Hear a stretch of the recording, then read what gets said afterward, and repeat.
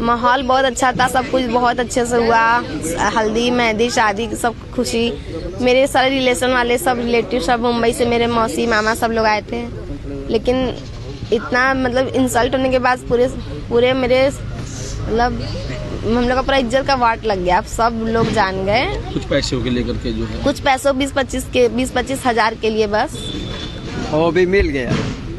और तिलक में जो पैसा चढ़ा वो लोग पैसा लेने के बाद फिर दिए भी नहीं अभी तक हम लोग का। अच्छा, अभी क्या हुआ? अभी पुलिस आई थी?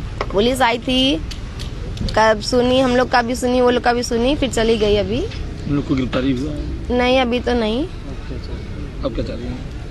हम चाह रहे हैं कि हमारा जो खर्चा हुआ है जितना, वो हमें मिल जाए। और ऐसे दहेज लोभियों के लिए, ऐसे दहेज लोभियों को